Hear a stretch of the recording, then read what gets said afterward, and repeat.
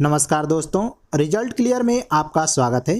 मित्रों, हम लोग देख रहे थे सीटेट जुलाई 2024 के लिए सोशल साइंस, जिसमें हम लोग देख रहे थे इतिहास कक्षा 6 का। तो आज कक्षा 6 के इतिहास में अध्याय 9वां है। अध्याय का नाम है नए साम्राज्य और राज्य। इस अध्याय में सबसे पहले देखेंगे मित्रों समुद्रगुप्त के बारे में। समुद्रगुप्त के बारे में हमें इलाहाबाद में अशोक स्तंभ पर खुदे एक लंबे अभिलेख से पता चलता है। तो इलाहाबाद में अशोक का स्तंभ है, इसी पर समुद्रगुप्त के बारे में लिखा हुआ है। समुद्रगुप्त प्रशस्ति की रचना समुद्रगुप्त के दरबार में कवि एवं मंत्री रहे हरिसेन द्वारा एक काव्य के रूप में की गई है। तो इलाहाबाद में ही अशोक स्तंभ में समुद्रगुप्त प्रशस्ति है। समुद्रगुप्त प्रशस्ति की रचना हरिसेन ने किया है। हरिसेन समुद्रगुप्त के दरबार में रहते थे, इसलिए इन्होंने समुद्रगुप्त की ही प्रशंसा की है। प्रशस्ति का मतलब ही होता है मित्रों प्रशंसा करना। हरिसेन ने इसमें राजा की एक योद्धा, युद्ध को जीतने वाला राजा, विद्वान तथा एक उत्कृष्ट कवि के रूप में भरपूर प्रशंसा की है। तो हरिसेन ने समुद्रगुप्त को एक योद्धा कहा है, युद्ध को जीतने वाला राजा कहा है, विद्वान और कवि कहा है। समुद्रगुप्त ने आर्यवर्त अर्थात उत्तर भारत के 9 शासकों को हराकर अपने राज्यों में मिला लिया। तो समुद्रगुप्त ने उत्तर भारत के जो 9 शासक थे उसको हरा देता है और उन 9 शासकों को अपने साम्राज्य में मिला लेता है। जबकि दक्षिण भारत के 12 शासक समुद्रगुप्त से हार जाने के बाद समुद्रगुप्त के सामने आत्मसमर्पण कर दिए। समुद्रगुप्त ने उन्हें फिर से शासन करने की अनुमति दे दी। तो दक्षिण भारत के जो 12 शासक थे उनको भी समुद्रगुप्त हराता है, लेकिन वो समुद्रगुप्त के सामने आत्मसमर्पण कर देते हैं। तो समुद्रगुप्त उन्हें फिर से शासन करने की अनुमति दे देता है और केवल उनसे कर वसूलता है। असम, तटीय बंगाल, नेपाल, उत्तर पश्चिम के कई गण या संघ समुद्रगुप्त के लिए उपहार लाते थे और उनकी आज्ञा का पालन करते थे तथा उनके दरबार में उपस्थित हुआ करते थे। तो ऐसा माना जाता है मित्रों कि समुद्रगुप्त ने असम, तटीय बंगाल, नेपाल और उत्तर पश्चिम के कई गण या संघ को भी पराजित किया था। इसलिए यहाँ के जो शासक थे समुद्रगुप्त के लिए उपहार लाते थे और उनकी आज्ञा का पालन करते थे और समुद्रगुप्त के दरबार में भी उपस्थित हुआ करते थे। वह इलाके के शासक कुषाण वंश, शक वंश तथा श्रीलंका के शासक भी थे, जिन्होंने समुद्रगुप्त की अधीनता स्वीकार की और अपने पुत्रियों का विवाह उससे किया। समुद्रगुप्त एक वीणा वादक भी था। इस अध्याय में अगला देखेंगे मित्रों वंशावलियाँ। अधिकांश प्रशस्तियाँ शासकों के पूर्वजों के बारे में भी बताती हैं। तो जो प्रशस्तियाँ थी मित्रों वह राजा के प्रशंसा के अलावा शासकों के पूर्वजों के बारे में भी बताती हैं। यह प्रशस्ति भी समुद्रगुप्त के परदादा, दादा, पिता और माता के बारे में बताते हैं। तो समुद्रगुप्त का जो प्रशस्ति था, इस समुद्रगुप्त की प्रशस्ति में परदादा, दादा, पिता और माता के बारे में भी बताते हैं। समुद्रगुप्त की माँ का नाम कुमार देवी था, जो लिच्छवी गणराज्य की थी, और पिता का नाम चंद्रगुप्त था, जो गुप्त वंश के पहले शासक थे। तो समुद्रगुप्त की माँ का नाम कुमार देवी, जो लिच्छवी गणराज्य की थी, और पिता चंद्रगुप्त थे, जो गुप्त वंश के पहले शासक थे। चंद्रगुप्त ने महाधिराज जैसी उपाधियां धारण की। समुद्रगुप्त ने भी यह उपाधि धारण की थी। तो ध्यान में रखेंगे मित्रों कि महाधिराज की उपाधि चंद्रगुप्त ने धारण की थी और यह उपाधि भी समुद्रगुप्त ने धारण किया था। समुद्रगुप्त के बेटे चंद्रगुप्त द्वितीय ने पश्चिम भारत में सैन्य अभियान में अंतिम शक शासक को परास्त किया था। तो समुद्रगुप्त के जो बेटे थे वो चंद्रगुप्त द्वितीय थे, जो पश्चिम भारत में सैन्य अभियान के दौरान शक शासक को परास्त किए थे। चंद्रगुप्त द्वितीय ने शकों पर विजय के प्रतीक के रूप में 58 ईसा पूर्व में विक्रमी संवत चलाया तथा विक्रमादित्य की उपाधि धारण की। तो 58 ईसा पूर्व विक्रमी संवत किसने चलाया था? तो चंद्रगुप्त द्वितीय ने। चंद्रगुप्त द्वितीय ने ही विक्रमादित्य की उपाधि धारण की थी। अब देखते हैं मित्रों हर्षवर्धन तथा हर्षचरित के बारे में। जिस तरह से गुप्त वंश के शासकों के बारे में अभिलेखों तथा सिक्कों से पता चलता है, उसी तरह से कुछ अन्य शासकों के बारे में उनकी जीवनी से पता चलता है। तो जिस तरह से गुप्त वंश के शासकों के बारे में हमें अभिलेख और सिक्कों से पता चलता है, ठीक उसी तरह से अन्य शासकों के बारे में हमें जीवनी से पता चलता है। करीब 1400 साल पहले राजा हर्षवर्धन ने शासन किया। तो 1400 साल पहले राजा हर्षवर्धन ने शासन किया था। हर्षवर्धन के दरबारी कवि बाणभट्ट ने संस्कृत में उनकी जीवनी हर्षचरित लिखी। तो हर्षवर्धन के दरबार में कौन रहते थे? तो बाणभट्ट ने ही हर्षचरित लिखी है जो संस्कृत भाषा में है। हर्षचरित में हर्षवर्धन की वंशावली देते हुए उनके राजा बनने तक का वर्णन है। तो मित्रों, बाणभट्ट ने हर्षचरित में हर्षवर्धन की वंशावली का भी वर्णन किया है तथा हर्षवर्धन के राजा बनने तक का वर्णन किया है। चीनी यात्री स्वयं त्सांग काफ़ी समय तक हर्षवर्धन के दरबार में रहे। हर्ष अपने पिता के बड़े बेटे नहीं थे, पर अपने पिता और बड़े भाई की मृत्यु के बाद थानेश्वर के राजा बने। तो हर्षवर्धन अपने पिता के बड़े बेटे नहीं थे।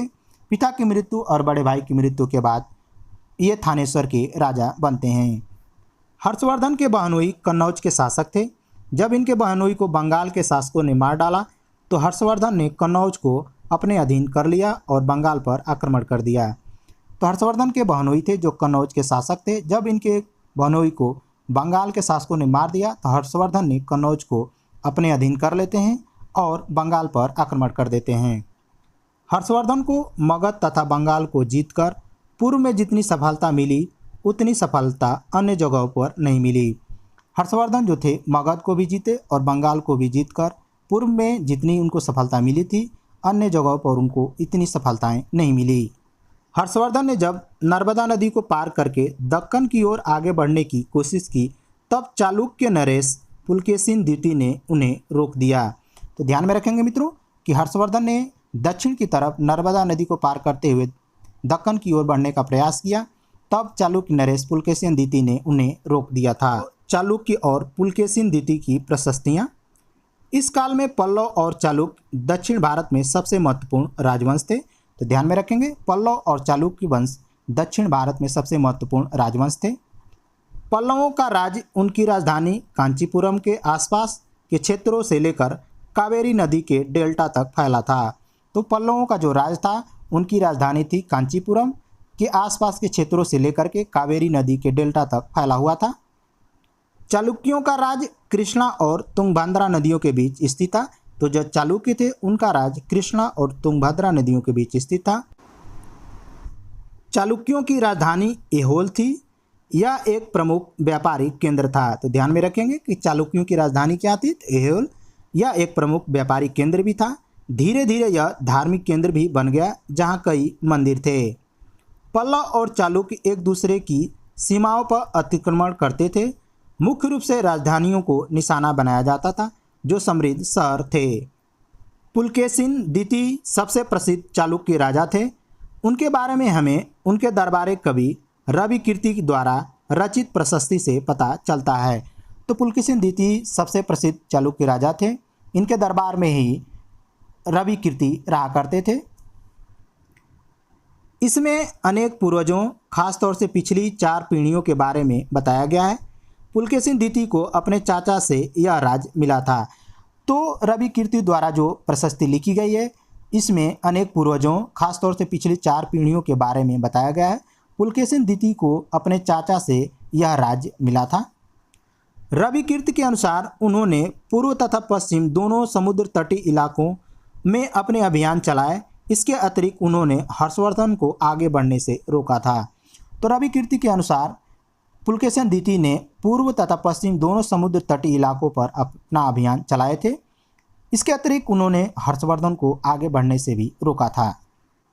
पुलकेशिन द्वितीय ने पल्लव राजा के ऊपर भी आक्रमण किया, जिसे कांचीपुरम के दीवार के पीछे शरण लेनी पड़ी, पर चालुक्यों की विजय अल्पकालीन थी।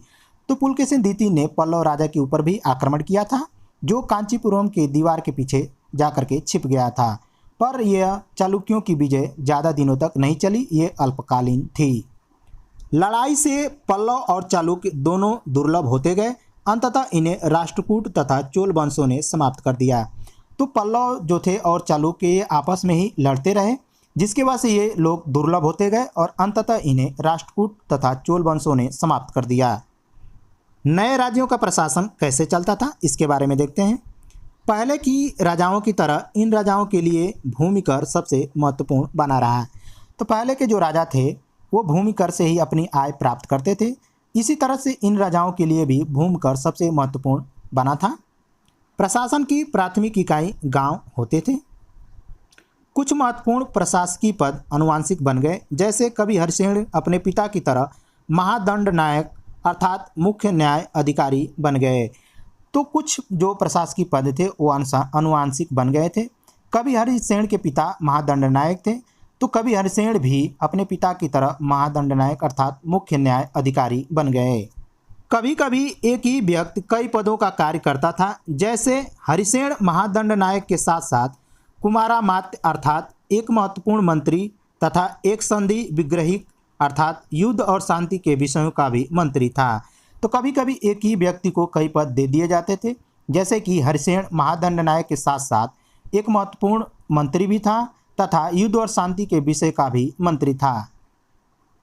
संभवतः वहाँ के स्थानीय प्रशासन में प्रमुख व्यक्तियों का बोलबाला था।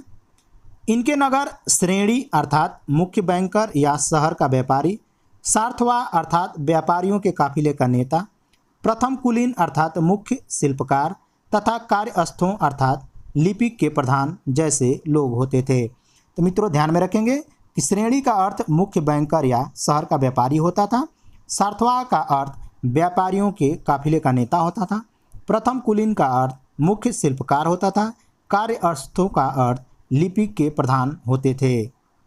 अगला देखते हैं, एक नए प्रकार की सेना। कुछ राजा भी पुराने राजाओं की तरह एक सुसंगठित सेना रखते थे, जिसमें हाथी, रथ, घुड़सवार और पैदल सिपाही होते थे। तो कुछ राजा भी थे जो पुराने राजाओं की तरह सुसंगठित सेना रखते थे, जिसमें हाथी, रथ, घुड़सवार और पैदल सिपाही होते थे। इनके साथ साथ कुछ सेनानायक भी होते थे जो आवश्यकता पड़ने पर राजा को सैनिक सहायता दिया करते थे। इन सेनानायकों को नियमित वेतन नहीं दिया जाता था, बदले में इनमें से कुछ को भूमि दान दिया जाता था। दान दी गई भूमि से ये कर वसूलते थे, जिससे वे सेना तथा घोड़े की देखभाल करते थे। साथ ही वे इसे युद्ध के लिए हथियार जुटाते थे। इस तरह के व्यक्ति सामंत कहलाते थे। तो मित्रों, जो दान में दी गई भूमि थी उससे वो लोग कर वसूलते थे, जिसे वे सेना तथा घोड़े की देखभाल करते थे। साथ ही भी ये इसे युद्ध के लिए हथियार भी जुटाते थे और इस तरह के व्यक्ति को हम सामंत कहते थे। जब कभी शासक, मित्रों यहाँ पे शासक है, शासक दुर्लभ होते थे तो यह सामंत स्वतंत्र होने की कोशिश करते थे। तो मित्रों, जब शासक दुर्लभ हो जाता था तो यह सामंत जो होते थे स्वतंत्र होने का पूरा प्रयास करते थे। अब देखते हैं दक्षिण के राज्यों की सभाओं के बारे में। पल्लवों की अभिलेखों में कई स्थानीय सभाओं की चर्चा है। इनमें से एक ब्राह्मण भूस्वामियों का संगठन था, जिसे सभा कहते थे। तो मित्रों, पल्लवों के जो अभिलेख मिले हैं उसमें स्थानीय सभाओं की चर्चा की गई है। इनमें से एक था ब्राह्मण भूस्वामियों का संगठन, जिसे सभा कहते थे। यह सभाएं उप समितियों के जरिए सिंचाई, खेतीबाड़ी से जुड़े विभिन्न काम, सड़क निर्माण, स्थानीय मंदिरों की देखरेख आदि का काम करती थी। तो यह सभाएं उप समिति के जरिए सिंचाई करवाती थी, खेतीबाड़ी से जुड़े विभिन्न काम करवाते थे, सड़क निर्माण करवाते थे, स्थानीय मंदिरों की देखरेख भी करते थे। जिन इलाकों के भूस्वामी ब्राह्मण नहीं थे, वहाँ उर नामक ग्राम सभा की बात की गई है। नगरम व्यापारियों के एक संगठन का नाम था। संभवतः इन सभाओं पर धनी तथा शक्तिशाली भूस्वामियों और व्यापारियों का नियंत्रण था। तो जिन इलाकों में भूस्वामी ब्राह्मण नहीं हुआ करता था, वहाँ पर उर नामक ग्राम सभा होती थी। नगरम व्यापारियों के एक संगठन का नाम था। संभवतः इन सभाओं पर धनी तथा शक्तिशाली भूस्वामियों और व्यापारियों का नियंत्रण था। उस जमाने में आम लोग। कालिदास अपने नाटकों में राज दरबार के जीवन के चित्रण के लिए प्रसिद्ध हैं। इन नाटकों में एक रोचक बात यह है कि राजा और अधिकांश ब्राह्मणों को संस्कृत बोलते हुए दिखाया गया है, जबकि अन्य लोग तथा महिलाएं प्राकृत बोलते हुए दिखाए गए हैं। तो कालिदास अपने नाटक में राज दरबार के जीवन के चित्रण का वर्णन किया है। इन नाटकों में एक रोचक बात यह थी कि राजा और अधिकांश ब्राह्मण इसमें संस्कृत बोलते हुए दिखाए गए, जबकि अन्य लोग तथा महिलाएं प्राकृत बोलते हुए दिखाई गई हैं। उनमें सबसे प्रसिद्ध नाटक अभिज्ञान शकुंतलम है, जिनमें दुष्यंत नामक एक राजा और शकुंतला नाम की एक युवती की प्रेम कहानी है। चीनी यात्री फासियन का ध्यान उन लोगों की दुर्गति पर भी गया जिन्हें ऊंचे और शक्तिशाली लोग अछूत मानते थे। इन्हें शहरों के बाहर रहना पड़ता था। तो मित्रों, चीनी यात्री जो फासियन आया था उसका ध्यान दुर्गति लोगों पर भी गया था, जिन्हें ऊंचे और शक्तिशाली जो लोग थे अछूत मानते थे और ऐसे अछूत लोग शहरों के बाहर रहते थे। अगर इन लोगों को शहर या बाजार के भीतर आना होता था तो सभी को आगाह करने के लिए लकड़ी के एक टुकड़े पर चोट करते रहते थे। यह आवाज़ सुनकर लोग सतर्क होकर अपने को छू जाने से या किसी प्रकार के संपर्क से बचाते थे। तो मित्रों, अगर ये अछूत लोग को शहर में अगर जाना पड़ता था या बाजार के भीतर जाना पड़ता था तो ये सभी को आगाह करने के लिए लकड़ी के एक टुकड़े पर चोट करते थे। यह आवाज़ सुन करके लोग सतर्क हो जाते थे और अपने को छू जाने से या किसी भी प्रकार के संपर्क से बचाते थे। तो ये तो मित्रों थे आज के लिए इतिहास। तो मिलते हैं अगले वीडियो में, तब तक के लिए नमस्कार।